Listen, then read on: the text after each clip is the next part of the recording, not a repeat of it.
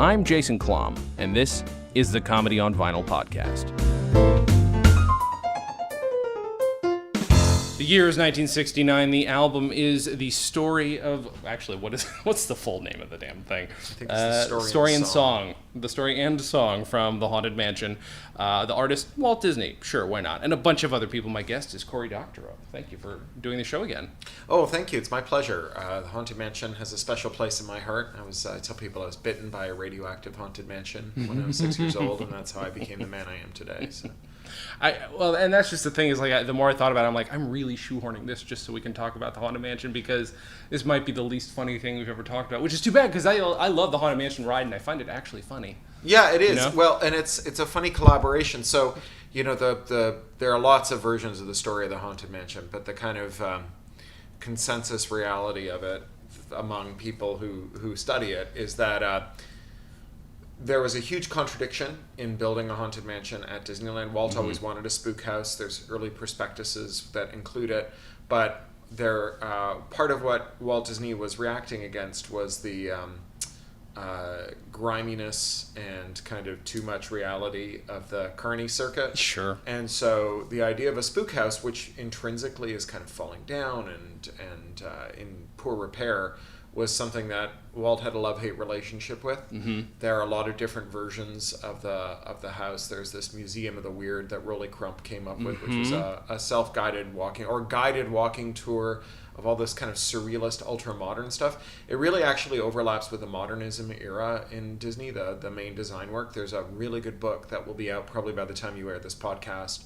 It's the fourth of they painted as they chose books, Histories of Disney, and this is about the mid-century modern era at Disney. That's and awesome. About how people like Mary Blair and so on were bringing in all this crazy modernism and impressionism and mixing it with the kind of non-representational animation. Mm-hmm. And so you had this like crazy, super modernist, weird version, like kind of Jack Parsons quasi-Satanist version of the mansion that was developed, and then you had lots of other plans for it. Eventually, Walt did this thing that was, like, I think the most toxic thing he did, which was to replicate his horrible relationship with his brother. He hated his brother. Mm-hmm. His brother hated him. Mm-hmm. Maybe that's too strong a word. But they fought like cats and dogs. Yeah. And yet, when they worked together, they synthesized something important. Right. And so Walt would often find people who didn't like each other and make them work together.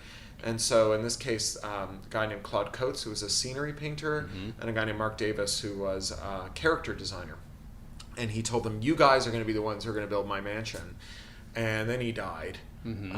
And finally they were able to build the mansion. And the story goes that they divided up the mansion in order to build it. So Coates builds everything up to... Coates is the scenery guy. Builds everything up to the ballroom, which is just... totally first of all, it's a lot darker, but it's also totally atmospheric, right? There's not a lot of characters. There's just, you know, the paintings and stuff, but there's not a lot of characters per se. And then after that, it's just characters. It's all Mark Davis, and that's where the like high comedy is, or low comedy. You know, it's where all the sight gags are and stuff. That's all Mark Davis stuff. And then over the years, of course, lots of other designers and Imagineers and artists and storytellers and whatever have had a crack at the mansions, because now there's 3 plus Phantom Manor in Paris and Mystic Manor in Hong Kong. And so they've taken different runs at it, and it's gotten, I don't want to say muddied, right, because it was never very clear, but it's gotten more blended, right? It's harder to kind of see those original bones underneath it. Mm-hmm. The Story and Song comes out in 1969. That's a year after the mansion, the year the mansion opened. Right. But it was recorded before the mansion was finalized, and you can tell there's a whole bunch of stuff that died on the cutting room floor, including very notably the Hatbox Ghost. So the Hatbox Ghost is this weird gag where there's a kind of ghoulish fellow, kind of Phantom of the Opera-ish guy in a top hat, holding a hat box, and his head disappears, his face disappears, his hat stays where it is, and the head appears in the hat box. And the story was that they had thought about doing it and they'd never done it, that had never been in the Haunted Mansion, but the people had like weird false memories of it. Like they have memories of Sinbad appearing and doing a movie about a genie, and then they found some footage from a soft opening, the cast only opening of the Hatbox Ghost, and he was in it. Yeah. And then that was kind of a spark to bring him back. He's back now. They have lots of better techniques for accomplishing the gimmick. Apparently the gimmick was, I think it was probably Pepper's Ghost before. That's where you have a sheet of polished glass in the dark and you use fading spotlights to either side of the glass to reflect different things into the glass so that they appear to be there and then they appear to vanish. It's how the old Carney trick of the girl who turned into a gorilla worked, where you'd have a girl at one end of a hallway, a gorilla at the other end of the hallway. The audience would stand in the middle where there's a sheet of glass and they would fade the spotlight up on the girl who would appear to be where the sheet of glass was reflecting her, and they would crossfade that down and fade up the gorilla, and you get a kind of crossfade of a girl into a guy in a gorilla suit. Then the guy in the gorilla suit would run out into the audience, and that was the blow off. Pepper's Ghost is used all over the Haunted Mansion. The scene in the ballroom where everyone thinks it's holograms is not holograms. Right. It's a giant pane of glass down the middle that in one of the mansions, I think it's California. It is California. You can see a spider web over that. That's because someone shot it with a BB gun, and they put the roof on over the glass. So in order to replace the glass, they would have had to take the roof off again. So instead, they improvised this spider web in the middle. Oh my god! And now there's another sheet of glass between you and it to stop you doing that, because that would be bad. Yeah. And so the Hatbox Ghost is in the story and song. He wasn't in the mansion until just a couple of years ago. There's also all this stuff the Raven does that was didn't make it in the mansion. Actually was off the drawing board really early. If you get the acetates of the voice checks, the sound tests, and the casting stuff for the mansion, you can hear the narrator talk about the Raven, which is this pestering bird that follows you around. Yes, right. Yeah. And the Raven, there's still two scenes with a Raven in it. When your doom buggy spins around as you come out of the attic and go into the graveyard, you can see the Raven in a tree. And then just before you come across the Hitchhiking Ghost, the Raven is over the archway. But he's not a major character, and he's not a continuity through line in the story, and he is in the song and story. So that's interesting. But what's most interesting to me about the song and story is that they try to impose a story. Yeah. So there were a lot of different stories written for the Haunted Mansion before, during, after, about what's going on. The reality is that it's a very thematic exercise and not a narrative exercise. Right. And this was the thing, I did a stint at Imagineering as kind of an artist in residence at one of the groups there, which was really fun. And I'm a novelist, right? And so a lot of the times when I talk to people, they talked about storytelling and about Disney Imagineering and storytelling and narrative spaces. And for me, the beauty of the best Disney dark rides, of which the Haunted Mansion is the apotheosis, is how little storytelling they do in order to accomplish the same thing that stories do. Because stories are weird, right? Yeah. It's weird that we have like limbic emotional responses to made up stuff. Yeah. Right? Like, it doesn't matter what happens to imaginary characters. Romeo and Juliet had a less tragic death than the yogurt you ate for breakfast, because that yogurt at one point was alive and now it's dead, whereas like Romeo and Juliet never lived, never died, and had no consequences. And yet we have these like kind of innate reactions to it. And we accomplish this through a kind of cognitive illusion where novelists kind of trick your subconscious into thinking that characters that are imaginary are real, so that your subconscious has an empathic response to them, so that you feel an aesthetic reaction. So the point is not to make you cry over the character's plight, it's to make you feel the emotion that you get when you're crying over the character's plight. Or to, the elation or whatever. It's that kind of irreducible aesthetic experience of the characters and their trials and tribulations. An atmospheric ride can give you all of the emotional ups and downs without having to bother with the messy, ugly business of making you believe in imaginary people. Yeah. And my favorite example of this is actually the Pinocchio ride. And it's an interesting contrast with the Little Mermaid ride. There's an Imagineer term of art here called the book report ride. So the Little Mermaid is a book report ride. If you go through it, it's a California adventure, there's another one in Tokyo.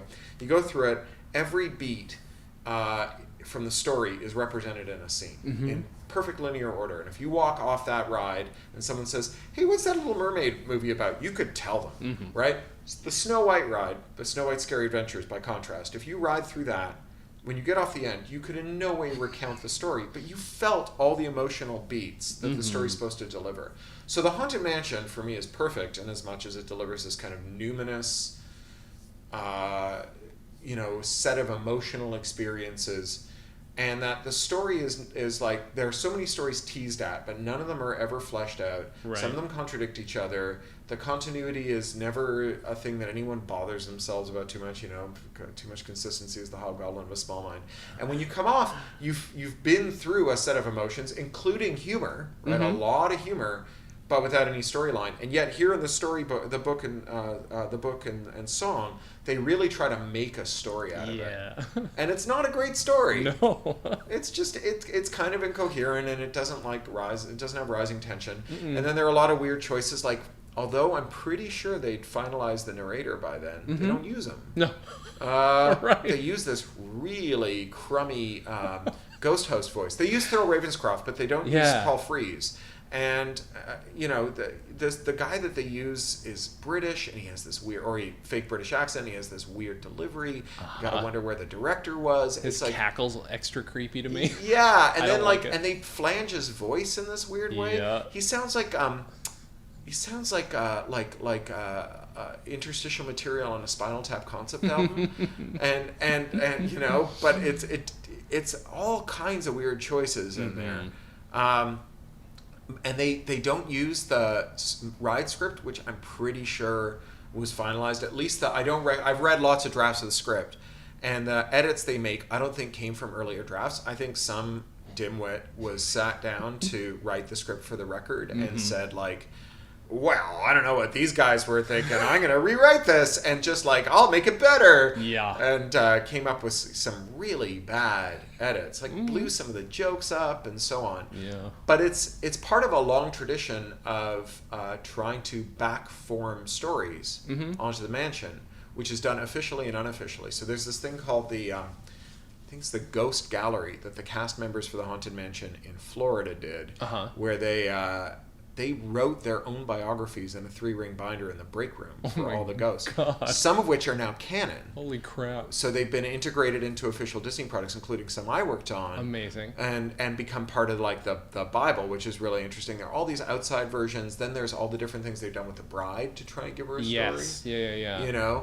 And then there's the story in Paris, which is much more explicit. And they got Vincent Price to do a full narration of the Paris one, which never got used. God. They ended up switching to a French narrator because they worked out pretty early on that it wouldn't be great to have English narration. But yeah, there are lots of different versions of the tale, and none of them are very good, which is interesting because the people who worked on them are pretty good storytellers. Right. And none of them are as good as the non-story of the Haunted Mansion. God, I hadn't thought about it that way because I was not even as obsessed with the Haunted Mansion. I'd been to it plenty of times, but wasn't as obsessed until on Boing Boing I saw Long Forgotten and then spent way too much time reading the entire blog. He's amazing. He's brilliant, and he makes every admission. He's like, I know that this doesn't have to be consistent, but I'd like to see what the consistencies are, and breaks down so much shit and what could the story be, what could the characters be.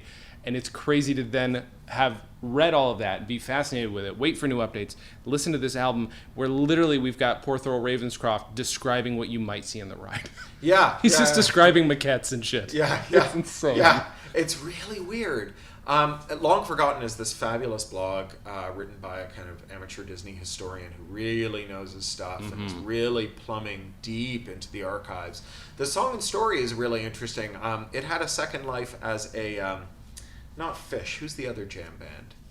Fish and... Grateful Dead? No. It's the only other one I can think of. The one of. that's not the Grateful Dead or Fish. Or Fish. String Cheese Incident. Oh, okay. Every year they do a concept album, and one year they did the entire song and story. Holy crap. Okay. Yeah, it's great. That's phenomenal.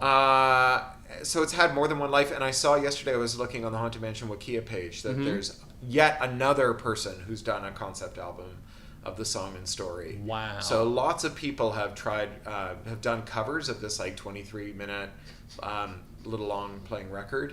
That's nuts. Funny. The other thing about the record is that the The SFX are really poor. They're They like are really so badly bad. looped, and you can hear the brakes, and it's just not great QA. What is absolutely outstanding about that is the illustrations. Yeah. I mean, that's why I always wanted to buy it before I'd even been on the ride. Yeah, they capture the palette so beautifully. The Haunted Mansion was also like the first golden age of Disney souvenirs. They had this Randazza company that made all kinds of souvenirs for them, tombstones and stuff, and they had all kinds of magic shop stuff and fright masks and just all kinds of crazy, wonderful things. That's my origin story with the mansion. So 77, I was 6 years old, we went to Disney World. My grandparents were Lauderdale retirees, so my parents and I went down for Christmas break. We got on my grandfather's air-conditioned land yacht and drove to Orlando. And this was before Disney committed its first original sin, which was to stop closing the park when it's overcrowded. So now, except on, like when the fire marshal makes them, they will not say, I'm sorry, there's too many people here, you can't come. Which you can understand. If you've flown from Brazil for your day in Orlando and you get to Disney World and it's like the Griswolds showing up at Wally World, you'll be an angry man. So they turned us away. We showed up and they turned us away. We went back to the hotel. We came back after 6. They let us in, and it was in the days of ticket books. And so you had A through E tickets. The E tickets were for the best rides. You couldn't just buy E tickets. You had to buy them all. It was kind of a load balancing technique. Where you take some horse-drawn rides down Main Street to kind of fill the gaps between riding on Pirates and Mansion. And so at the end of, I think, 2 days, we had one e-ticket left each. And we were going through the list of things, and we hadn't been on the mansion yet. And I really wanted to go, and my mom thought I might be too afraid. And I assured them that I wouldn't. And we got there, and it was not long before the park closed. And there was only one other group of people at the gate when we got there. And they were like teenagers, sort of Scooby-Doo age. And they were horsing around and making lots of spooky noises. And the cast member opened the door. She did this great like scenery chewing spiel, like Master Gracie requests more bodies, and then I spent all of my allowance for the next 10 years on souvenirs on the way out. And we got on the ferry boat to the parking. We got in the car and we started driving home. And I woke up the next morning on my grandparents' couch in Fort Lauderdale. And I said, I guess I got home. Where's my souvenirs? And they said, well, funny thing happened last night. The car broke down, and we called the auto club, and they brought out another car for us, a loaner, and we transferred you into it, but we forgot your stuff. But we'll get the stuff back from the mechanic.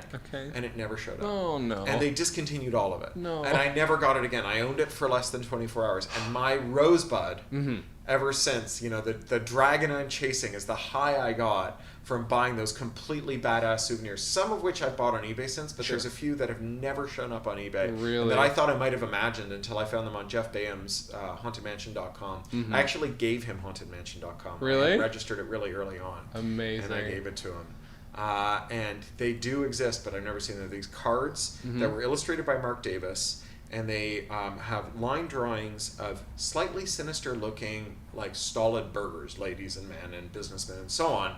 But when you they fluoresce to show werewolves and vampires superimposed over the line art, and they were so cool, and they just don't exist. I have bookmarks dating back to when eBay was called Auction Web to look for these things. Oh my god. Yeah. Holy crap. That's They've phenomenal. Never shown up. When did you get the album? When did you... Oh, must have been around then. Must have been around 77, 78. Really? Yeah. Is the one you have now the same that you've had since? No, long gone. Okay, No. all right. Multiple intercontinental moves. Well, I say that. I have a storage locker in Wales still that we're about to, now that we bought a house here in LA, we're about to ship the last of our storage stuff over. Maybe it's in there, but I'm not making any bets. So do you know if it was the... Actually, I don't know when they released the picture disc version. There's a picture disc version. No, it wasn't the picture disc. No, it was a little long-playing record. It didn't have a punch-out. It had a regular spindle hole. I think all the little long-playing records had spindle holes instead of punch-outs. Okay. Yeah. This is... the one thing we also have not brought up is that one of the stars of this, one of the two teenagers, is Ron Howard. Yeah, that's right. At his most Ron Howard. Actually, sounds exactly the same right now. That's the crazy thing. Yeah, he does a reasonably good job with the material, but it's not a material for sure. It is. It's just them describing the damn ride, and it just misses so much of what I love about it. And I guess I hadn't pegged it, but I do. The idea that it is just the emotional experience of each thing. Do you have a particular favorite part of the ride that, not necessarily the funniest part, but we can get to that too? I think so. I love Claude Coates, and I love his atmospheric work, and I love the timing. You know what? Let me give you. So what I love are the transitions. There's a couple of transitions that are amazing. So if the cast are running the ride correctly, by the time they open the stretch room doors, after the elevator ride is done, the hallway should be empty. And so you have this experience, ideally, of being out in the bright sun in Southern California in a huge crowd. And you walk into this gallery, and this spooky thing happens, and you come out, and you should be in an empty corridor. Everyone's disappeared, and you should see the rain and the dark falling outside. And it's that moment of transition when it feels like you have just been transported to another world that is amazeballs. Yeah. There's a couple other transitions like that. The Coates to Davis transition when you come out of the seance room and go into the ballroom, superb, right? Just such a riot, like such a higgledy-piggledy of every sight gag and character gag you can imagine. I actually... Kitchen Sink Comics did a set of comics about the Haunted Mansion, and I did had potted biographies of each of the characters as told as comic stories, and I did the organist in the ballroom, and then the other one is the attic to graveyard transition.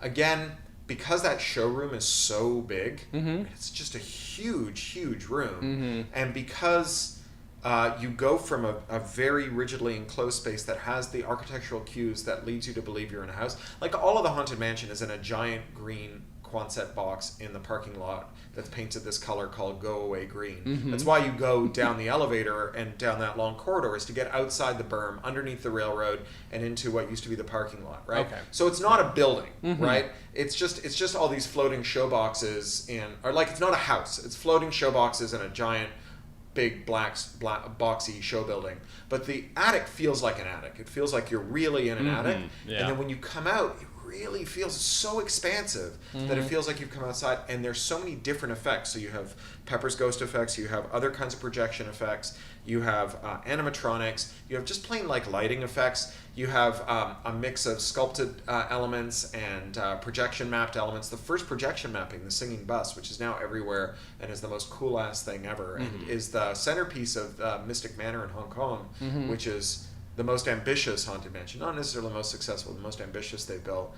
It's all there, all at once. And again, it's so overwhelming. I'm a great believer that nothing exceeds excess. And it's really excessive, so over the top. So those transitions, those are my favorite, those three transitions.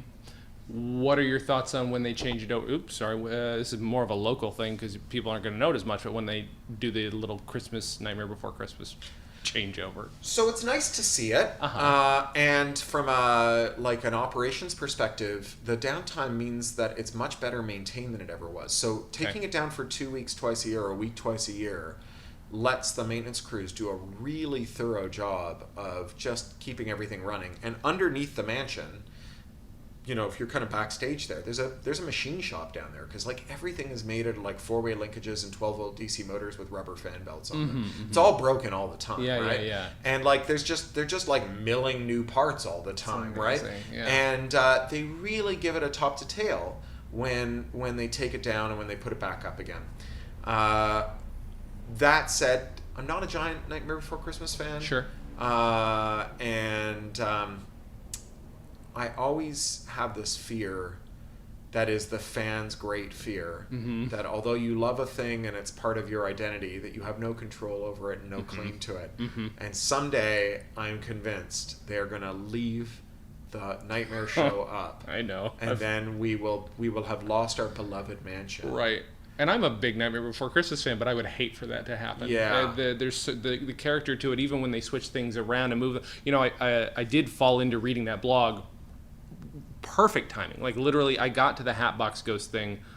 I started reading about a month before the Hatbox Ghost came back. So I caught up perfectly. And then a week after that, got to go actually see the Hatbox Ghost. Was that kind of exciting to you? I'm curious. Yeah, no, that was totally boss. I had been at Imagineering when that was being worked at the time. Oh, okay, wow. There's another one, right? There's this is definitely public. There's another ghost that was that you can see in Davis's drawings that was thought never to have been in the mansion, that was spotted in some footage.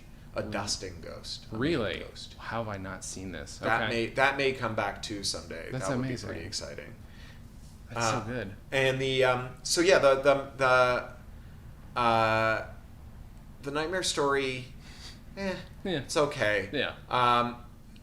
I like that they brought back the merch. That was another thing that I did a little bit of work on when I was at Imagineering, was the roadmap for all that merch. There was such a kind of like vacuum of good Haunted Mansion merch that was being filled on Etsy by like fan merch, which is still there and still thriving, and still pretty cool. But they brought back like 200 SKUs. They brought out like 200 Haunted Mansion SKUs, some of which are Nightmare, but a lot of them are just plain old Haunted Mansions. Really good T-shirts and that's awesome. housewares. We have Haunted Mansion plates. Just some really groovy stuff, which I'm glad to see. Not as much macabre kid stuff. If you're a monster kid, the Haunted Mansion doesn't have much to offer you. Right. Which is a pity, because I grew up a monster kid. I think like Mark Davis is like the Lord and Savior of monster kids, and there's just not much of that around. I have to assume you've ridden the ride with the lights on or something. I've toured it. I mean, I've been around with the maintenance crew overnight and stuff. I have a washer from the workshop in the basement. Yeah. It's my little talisman. I love it. Yeah. It's so good. Was there anything about it when you got to see it behind the scenes that actually genuinely surprised you, as far in terms of like how something worked or how it was held together? So I knew how low tech it was, but I hadn't anticipated just how low tech it would feel. Okay. It does really epitomize the Disney aesthetic of having everything that faces the guest being as polish could be. Walt's term was gold plating, or plussing rather, plussing. So as plussed up as it can be, very gold plated. And then as soon as you get out of the sight line that a guest could possibly have, it's just garbage. It's like unpainted, graffitied, mildewy. Like everything is like that. So I've you can dive the living seas at Epcot, the big 10 million gallon saltwater tank that's got multiple marine ecosystems in it, with a restaurant in the middle that's underwater, which is pretty cool. It's amazing. So you can dive it if you're certified. So I've dived it a few times, and what's really interesting is that when you get behind those artificial reefs, they are just chicken wire and cement. Like there's no painting on the side that doesn't face the guests. Right. Yeah. Well, no expense wasted, I suppose. Yeah. Yeah. Well, what's interesting is there is expense wasted, arguably, with plussing, because plussing is all about doing things that no guest is going to point to and say, "Oh, that touch is what made it." But it's supposed to, in the aggregate, make you feel like there's just a kind of quality, like an ineffable quality that you couldn't put your finger on, but the whole thing is held together in this way. That's a very Disney thing, but just nothing for the employees. Hence, maybe all the labor disputes. Right. Is there anything in the? I'm not going to expect you to say yes. I laugh out loud at this every time I see it on the ride, or I ever have. But like in particular, like what's the sense of humor that you would say the ride has, and are there any particular bits that strike you still? Oh, there's a lot of great sight gags, and there's multiple senses of humor, right? So like the whole decapitation thing in the attic with the electroluminescent paintings where the heads appear and disappear and then you meet the bride, that's all super contemporary. That's neither Coates nor Davis. That's like contemporary Imagineers. The lyrics of the song are really funny. Xavier Atencio wrote the lyrics, and they're just good, just funny bits of doggerel that could be Charles Adams, creepy creeps with eerie eyes start to shriek and harmonize. Like it's a nice little bit of, you could see Neil Gaiman writing that. Like, it's pretty good. I love the stretch portraits. Yes, they're just such a good little sight gag. They're animation, right? They're animation jokes, right? They're very Mad Magazine in that kind of like turn the page and you see the other side of the joke, or fold in the Al Jaffe, fold in, you see the rest of the joke. And I really like the very simple animation of the ghosts in the mirror during the final run down the hall of mirrors. Of course. They have a lot of character for some pretty low tech robots, pretty low tech animatronics, not a lot of actuators in there. They do some pretty good comic movement. Yeah. And they're just beautifully sculpted. I mean, that's what's funny is like I'm trying to think, because I don't know which particular elements. I know that sometimes like dummy heads will be shared between that and the Pirates of the Caribbean ride, right?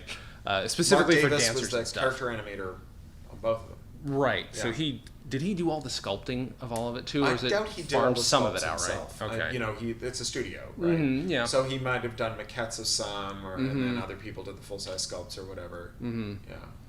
Do they still do any new ones? Like, are they ever doing new faces or anything? Hatbox is new. Right. Yeah.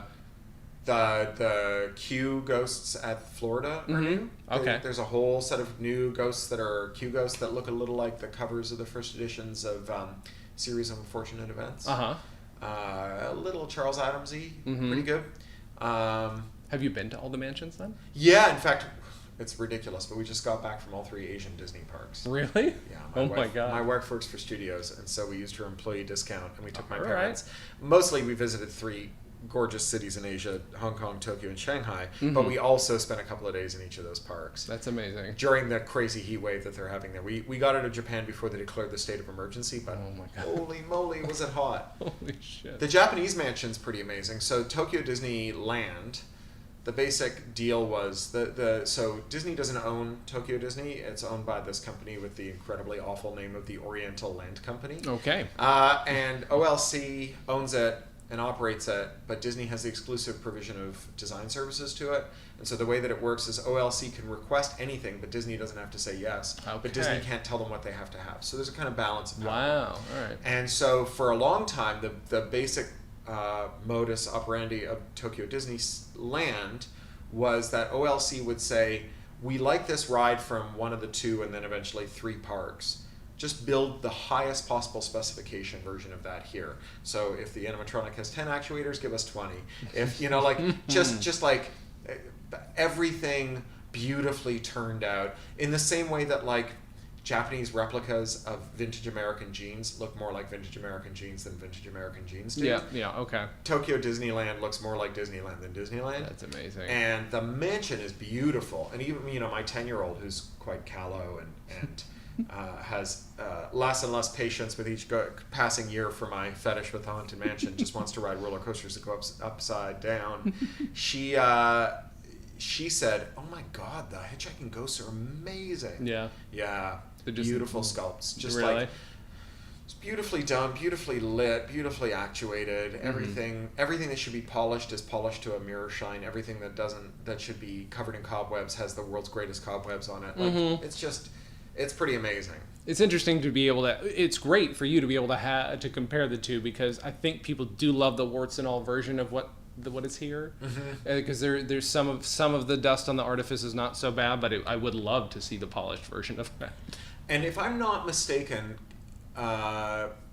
Disney Mansion was the first ride that they designed simultaneously for both parks. Okay. For Florida and California. And there are actually some props inside the California Mansion when you're walking around back that are stenciled for WDW, but they changed up which ones were going where. Interesting. Yeah. I didn't know they were developing them both at the same. When did Disney World open? My dad was there for the opening. Disney World was 71. 71. Disneyland was 55. Okay, there we are. I was born on July 17th, which is the day Disneyland opened, and in 1971, which is the year Disney World opened. And of course, that would be relevant to you. I love so much that you're that obsessed with it. There'd be no way, because you're not a comedy writer, but you are a writer, and we know that you've written about theme parks. But I'm curious, beyond that, what has the Haunted Mansion done to your creative self? I'm curious if there's another way to just. What's it done to my creative self? That might have been a very stupid way to phrase that question. Well, but I think I've done some mansion writing, and I can actually talk about it. Unlike almost everything I've done with Disney, which is NDA, this one won a prize, and they put all the contractors' names on it, which releases me from my NDA. Okay, which is cool. I worked on a thing called Ghost Post.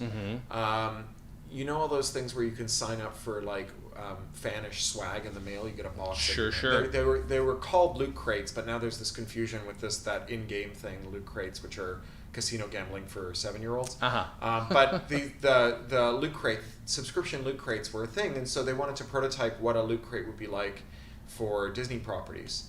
And they decided to start with Haunted Mansion, and that they would make 999 of them. And we worked with a conjurer's prop smith, a very famous one who does work for all the best magicians in the world, to design this custom merch that was part of a story that I wrote. There was another writer on the project. I was the principal writer though, and the story took the form of radio dramas that you played from your phone, newspaper articles in this newspaper that was published by the Ghosts, cards and thank you cards and invitations and notes from the Ghosts and all sorts of kind of detritus, very like kind of bricolage-y. And they all came together to tell a story like an alternate reality game. And there were alternate reality game elements, so at a certain point in the story, if you brought your phone to the park, it would communicate with elements in the park that we changed. So like the Wurlitzer in Fantasyland would play a different song, would play the Mansion song. There's a kind of compass around by the fish and chip shack, kitty corner from the Mansion that would do this animation. And then if you got in a Doom buggy, you would get a different script as you rode through the Mansion. That's if crazy. you had unlocked that part of the ride. So I wrote it. They put it in the Disney store.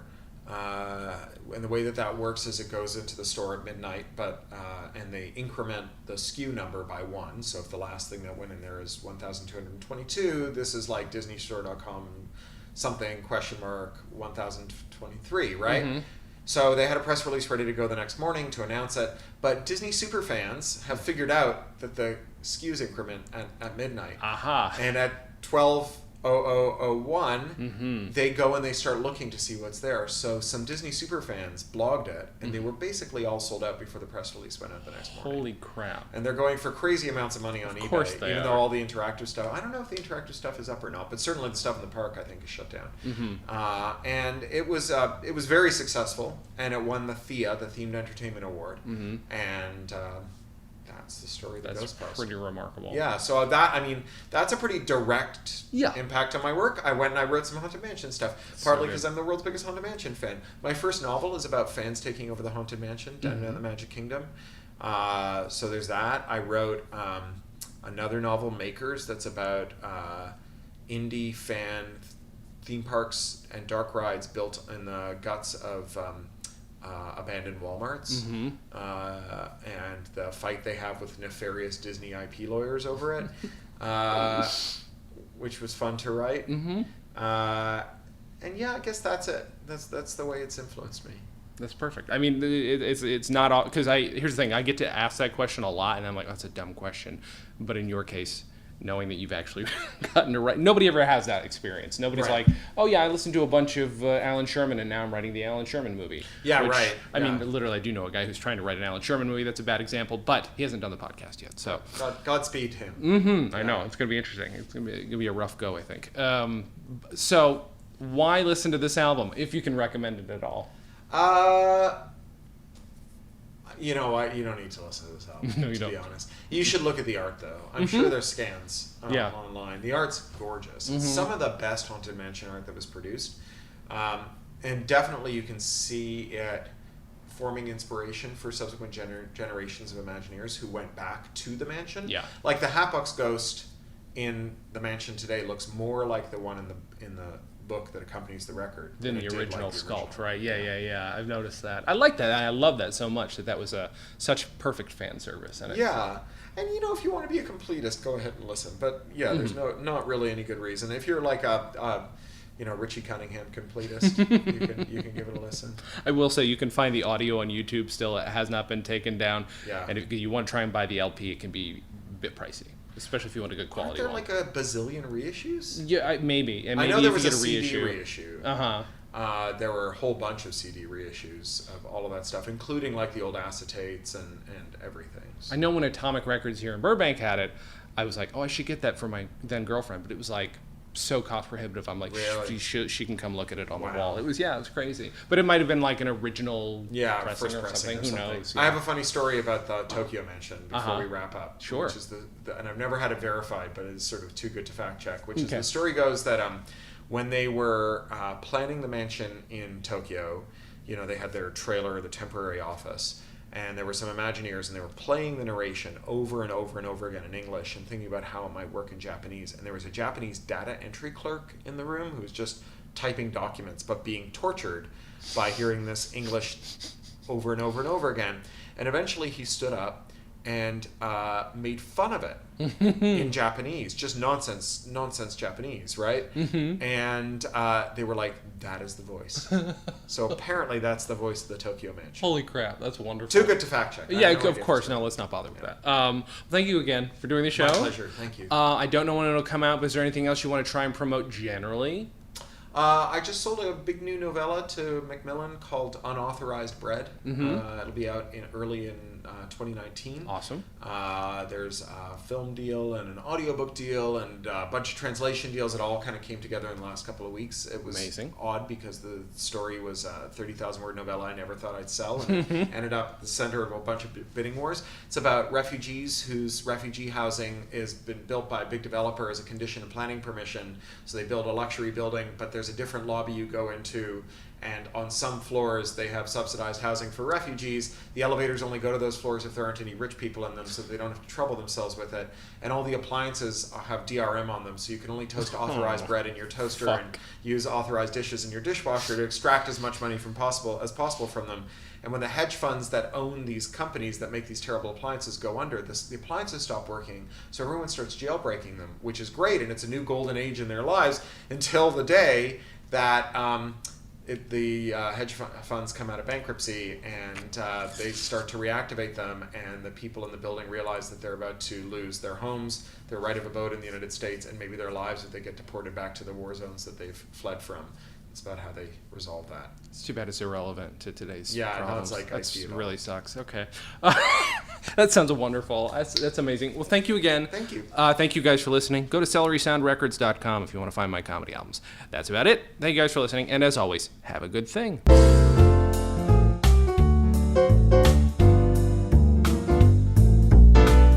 Comedy on Vinyl is a production of StolenDress Entertainment. It is produced by Mike Worden and is hosted and edited by Jason Klom. Our theme song was composed and performed by Richard Levinson. You can email us at podcast@comedyonvinyl.com. You can also send snail mail to StolenDress Entertainment, P.O. Box 805, Burbank, California, 91503. Subscribe to Comedy on Vinyl on Apple Podcasts, Google Podcasts, and anywhere else you can find podcasts. Give us a 5-star rating and write us a review. It helps. You can find us on Facebook, Twitter, and Instagram at Comedy on Vinyl, or find everything in one place at comedyonvinyl.com. A major portion of Comedy on Vinyl has been underwritten by Stand Up Records. Please visit standuprecords.com for all your comedy needs, and tune in to the new Stand Up Records channel available on the Roku, where you can also find select episodes of this podcast. Visit StolenDress.com to listen to our other podcasts, watch videos, and imbibe freely of our multimedia content going back 15 plus years.